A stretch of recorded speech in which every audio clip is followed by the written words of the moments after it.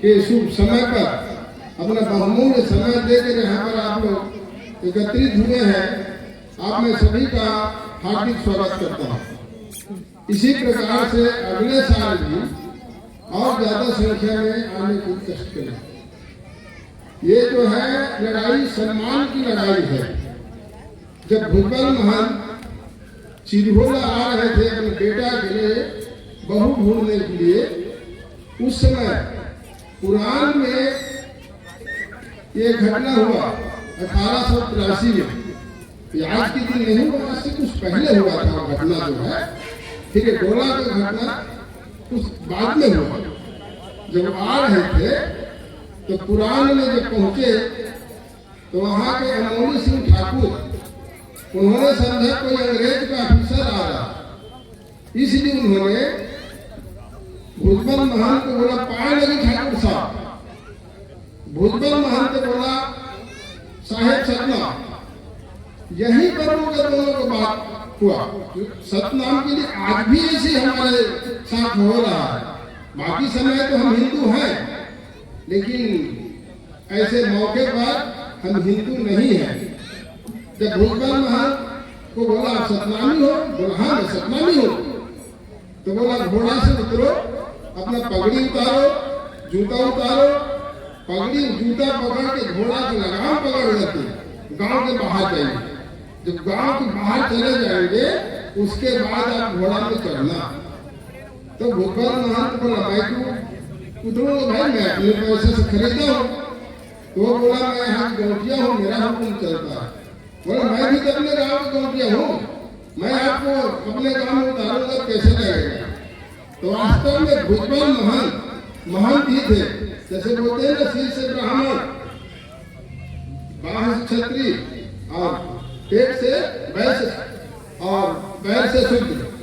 तो नाम ही था भुजबल, मतलब उसके भुजन में ताकत था, इसलिए उन्होंने बोला नहीं उतरूंगा। तो आखिरी में बोला भुजबल महंत, ठीक है मैं चिरहुला जा रहा हूँ और अपने बेटे के लिए बधू के फल डाल कर खाऊंगा। जिस दिन मैं बारात लेकर के इस रास्ता में आऊंगा, उस दिन आप मेरे को उतार लेना और जितना आपके हथियार जंग लगा हुआ है उसमें धार भी लगवा लेना और मैं आपको बता के जाऊंगा जाते समय। उसके बाद जो है बोला ठीक है तो जाइए करके जाने दिया। लेकिन भुजबल महंत घोड़ा से नहीं उतरा।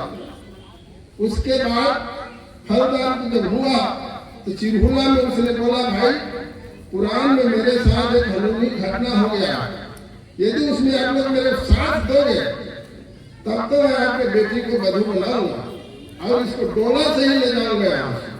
तो वहाँ के बुखरिया भंडारी और जितने इकट्ठे थे उन्होंने बोला कि ठीक है आपको हम समर्थन करेंगे, मदद करेंगे।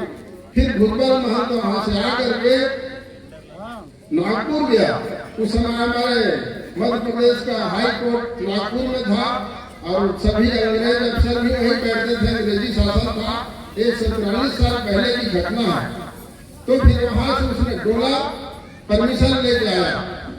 डोला परमिशन लेके आने के बाद शादी में उसने डोला लेके जब आया, जब पुराण से पार हुआ तो सभी चुप थे, कुछ नहीं बोले, क्योंकि डोला खाली था। फिर जब यहाँ शादी हो गया तब उसने बोला कि अब सभी सावधान हो जाइए क्योंकि लड़ाई अभी है।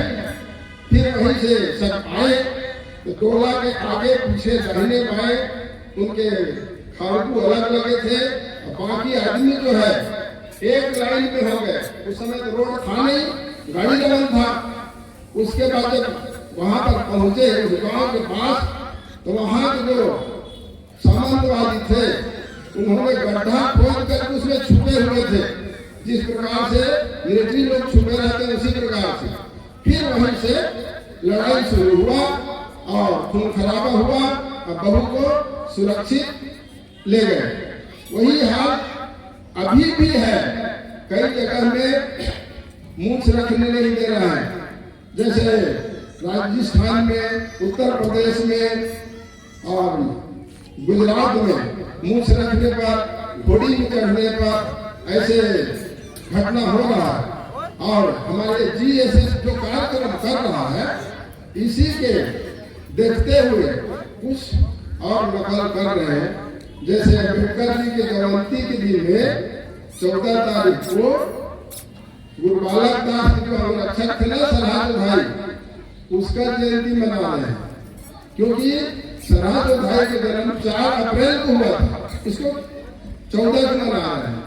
अभी कल मनाए थे वो 83 पाड़ा मुक्ति दिवस।